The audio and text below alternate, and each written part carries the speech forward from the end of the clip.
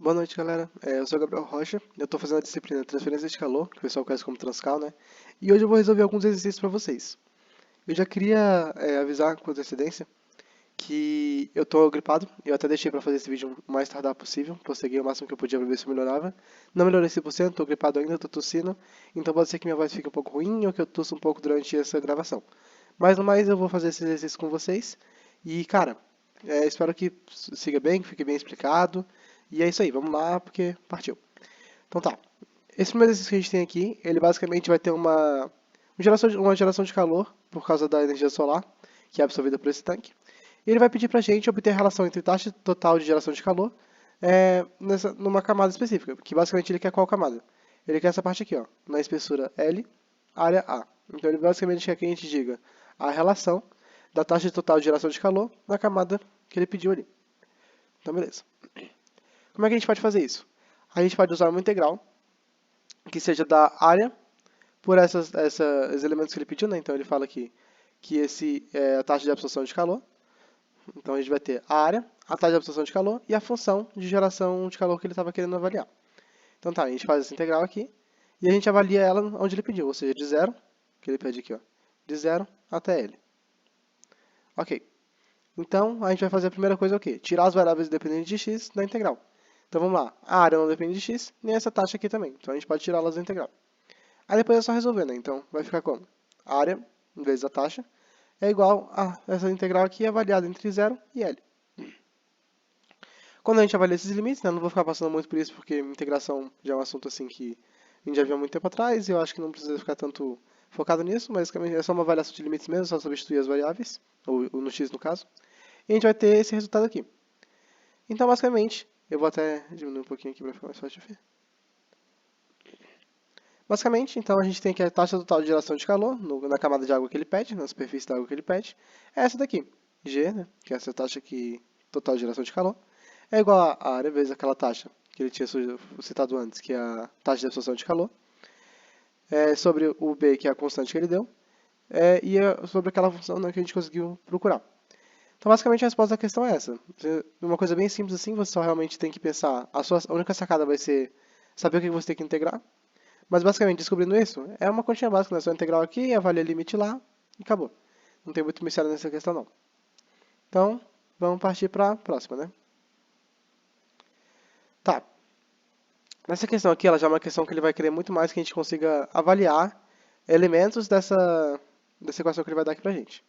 Mas o que acontece? Ele vai dar um sólido cilíndrico pra gente, né? Um sólido em formato cilíndrico, dá algumas informações aí, e ele fala que a temperatura do cilindro lateral é mantida constante, a variação de temperatura do cilindro é dada por essa equação aqui, e com base nessa relação ele quer que a gente determine algumas coisas, né? Ele quer saber se a condução de calor é permanente ou transiente, se a condução é uni, bi ou tridimensional, e o valor do fluxo de calor na superfície lateral desse cilindro, né? Quando o R é igual a R0. Então o que a gente começa fazendo aqui? Bom, primeira coisa que a gente pega, a gente pode resolver isso de uma forma um pouco mais teórica, né? Falar isso de uma forma um pouco mais teórica. Por que ele quer saber nessa primeira questão?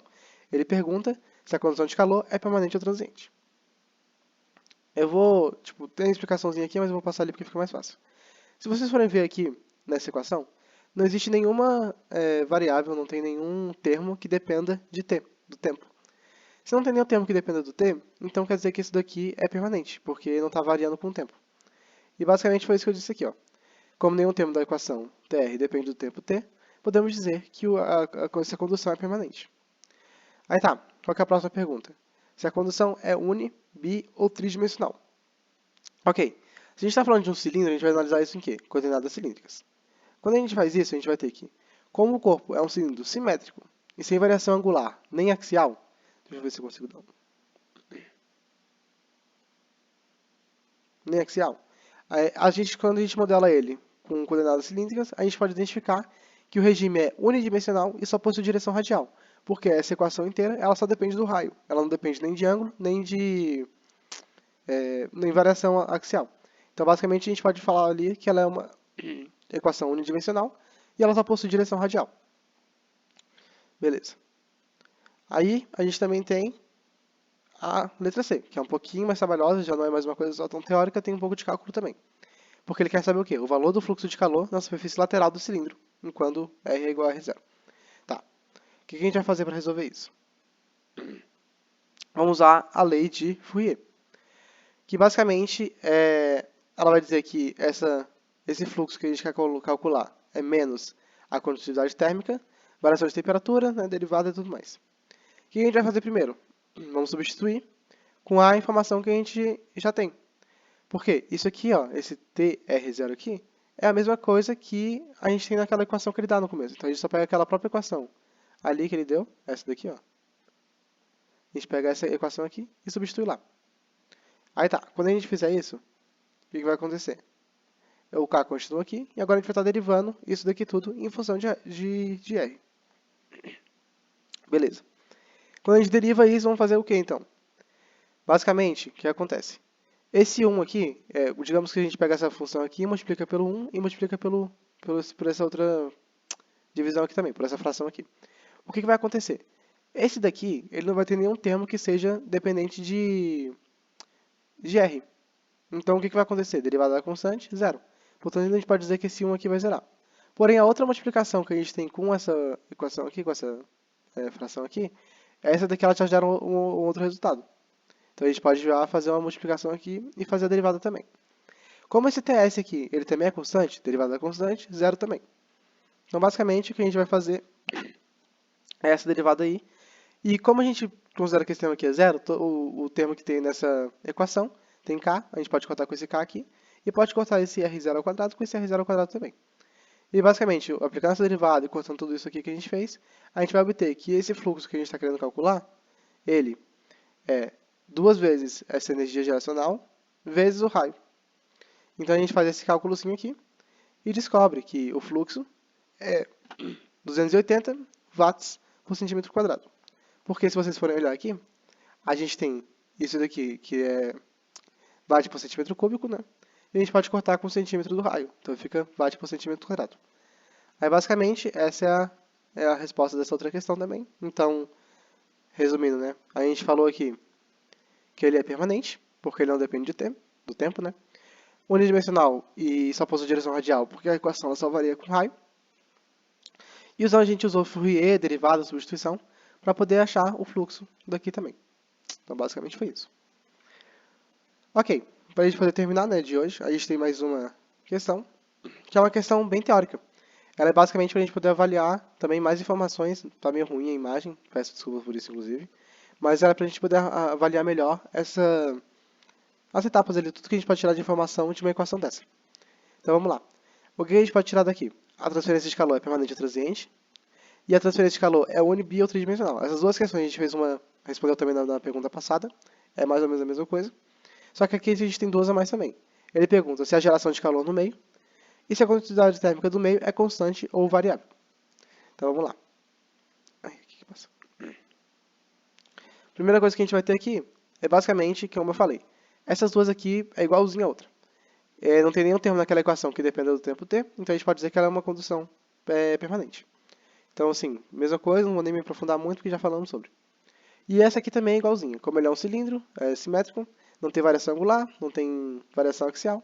E a gente modela ele com coordenadas cilíndricas, identifica que é um regime unidimensional e só possui direção radial. Mesma coisa que a outra também, não vai aprofundar muito. Agora tá, a gente tem uma informação nova que a gente quer saber. A geração de calor no meio, a gente tem que olhar nessa equação e identificar o que aqui que fala sobre geração de calor. E bom, não dá para ver aqui direito, mas isso aqui é energia geracional. Então, se a gente tem o termo de energia geracional, ele é o termo que representa essa geração volumétrica de calor. Como ele está presente na equação, a gente pode dizer sim que há geração de calor no meio. Se ele tivesse cortado alguma coisa assim, a gente poderia dizer que não há geração de calor, mas nesse caso aqui, há sim, porque ele está na equação. Tá, e para a gente poder terminar tudo aqui, a gente tem se a condutividade térmica do meio é constante ou variável. Como é que a gente pode pensar sobre isso? A gente tem um termo K, que é a condutividade térmica. E esse K, ele está dentro da nossa derivada. Vamos lá, né? Se esse K fosse constante, por exemplo, o que a gente ia poder fazer? Ia poder tirar ele da derivada, né? E tudo mais. Só que não aconteceu isso, ele está dentro da derivada. O problema é não tirou ele da derivada. Então a gente não pode assumir que ele seja constante. Então o que acontece? Se ele está dentro da derivada, isso quer dizer que ele não é uma constante. Já que se ele fosse o caso, a gente poderia colocar ele para fora da derivada. Por sua vez, isso indica que K depende do R. Porque o que acontece? Essa derivada aqui, ela é em função do raio. Então a gente está podendo dizer que esse k depende do raio, porque senão ele já teria saído da derivada. Ok. Por sua vez, isso indica que o k depende do raio, né, como eu falei, ou seja, é uma função variável sim.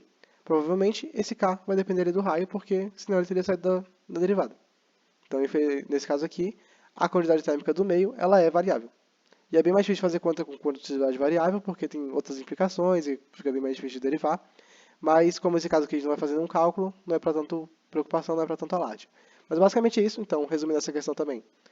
É permanente, unidimensional com direção radial, tem geração de calor sim, e é uma função variável.